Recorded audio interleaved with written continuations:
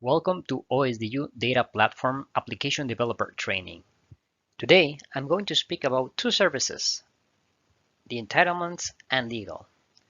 Basically, they provide data security and compliance on the OSDU ecosystem. There are various scenarios when you need to apply access rules. For example, you sell a set of data to someone, or you share a piece of data under an agreement or contract. Or you have to restrict access to match your company's internal rules or legal requirements. Or perhaps you want to protect a dataset by user country due to sanctions.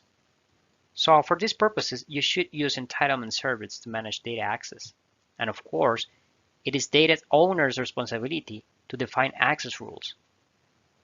And now let's move to a specific access control approach that is used in OSDU. At the moment, there are two services dealing with access rules, the entitlements and legal. The entitlement service restricts access to OSDU resources. The legal defines the legal status of data. And you should use both. We will take a look at each of them in more detail. But they have some limitations. So in future, OSDU is going to put a policy service into operation. It is already implemented and the demo version is available. The policy service allows to apply dynamic policy checks. Follow the link down below to get more information about it. Let's start with the entitlement service. The entitlement service runs an access check whenever a user tries to reach a service or a data resource. Since the entitlement service authorizes the user every request, it is important to form an overall perspective of this service. In general, the entitlement service provides a role-based access control for OSDU, and it's probably one of the most popular ways to secure data access. Basically, RBAC assumes that each user is associated with a specific role, and a role is associated with a specific set of permissions.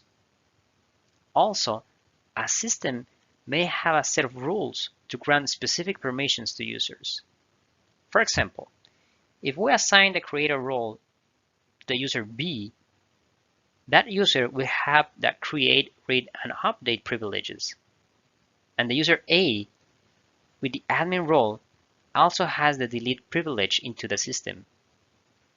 But in fact, OSDU employs group instead of roles. And it is group membership that grants privileges to user. So you can regard a group as a substitute for a role in OSDU.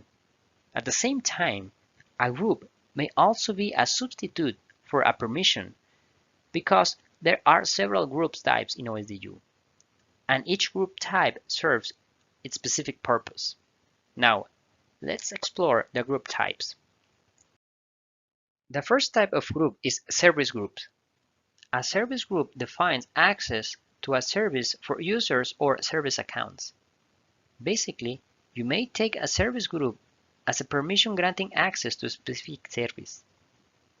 For instance, if a user is a member of search service group, this user has access to the search service endpoints. Service groups are created during the service installation, so you don't need to have to create them manually, but you should add users so that they can reach the service. The next group type is data groups. Data groups define access to specific records. You can also call them documents. Each document has the ACL property. ACL stands for Access Control List. The property contains two lists, viewers and owners. Viewers are allowed only to read records from the search or storage service, while owners can create, read, update, or delete records. So to have access to a record, a user must be a member of a group listed in ACL or ACL's property. Moreover, it is the data owner's responsibility to create data groups, assign them to records, and add members to the groups. To summarize, data and service groups are associated with specific resources, and it may be quite difficult to manipulate access permissions with the full set of groups. But you can create a user group instead and aggregate several groups into one. In other words, user groups may become a member of a service group or data group. In the diagram, the user inherits access to the both data, resources, and service. So, a user group is a specific role that grants a set of permissions to the user. As a result, you can create hierarchy of groups. Next thing you need to know is the naming convention. But before moving to it, you should learn that OSDU support multi-tenancy and for these purposes uses partitions. Typically, instances are shared across partitions and each tenant is associated with its own partition. It means that a company has its own tenant for storing data, schemas, and groups. In this module, groups define access rules for users, and you can regard a partition as a separate, isolated environment. Now I'm going to speak about the group naming convention. Basically, the group name looks like an email address. Here, we have the naming convention for data groups. Those for other group types are quite the same. The name starts with the group type, then there are the resource name and the permission type. The second part of the name holds the data partition and domain. You will use the group name in API requests while managing a group and its members. And the name must be unique across OSDU instance. So to manage groups and groups member, you should use Entitlements API. Here is an example of the request to create a user group. You should provide the name and description of the group in JSON format and send it to Entitlements API endpoint. A group member may have either roles, owner, or member. The member role grants all privileges provided by the group.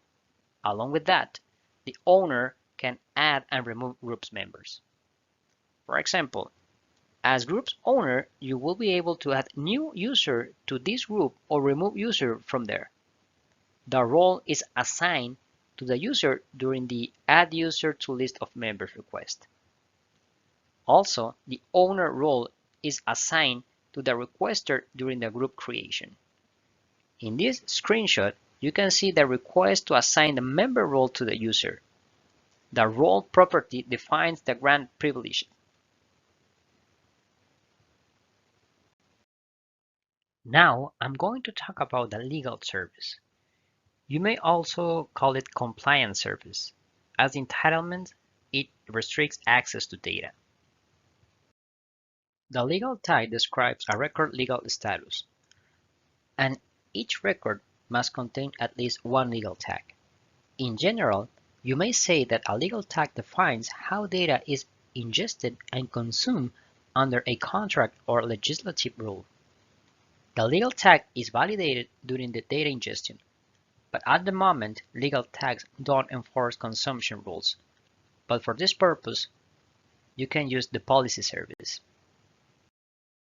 So before ingesting any data into the system, you should upload the legal tag to the legal service. There are a set of properties describing the legal tag status, such as the country of origin and the expiration date. Find more information on these properties by the link down below. And now let's move to more specific example of usage. The first request creates data example viewers group. And you can see that you only have to put the group name and description in the request body. In the body, no data partition and domain needed since data partition is specified as a header.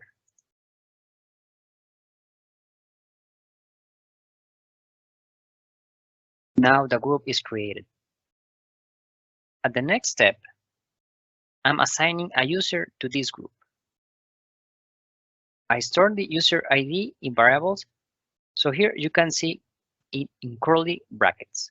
So the user is now a member of the group.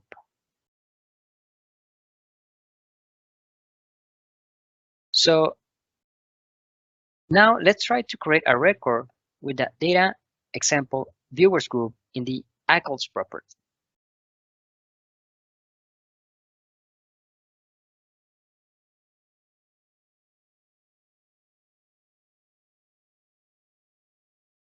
And please keep in mind that you should assign users to one of the groups listed in ACLs to give them permissions to see this record. Now the record is uploaded. Now let's use legal service and try to create a legal tag. Here you can see a list of parameters that you should populate to ingest a legal tag. The name is internally used to link a record with this legal tag. Other parameters describe the legal tag itself. And please note that the data partition is added in the first part of the name. After I upload a legal tag to the service, I can create a record with this legal tag. I have filled the legal tags property with newly created legal tag. And now the record is created. In general, ACLs and legal tags are stored inside records, so you can easily get this information from the record requested from storage.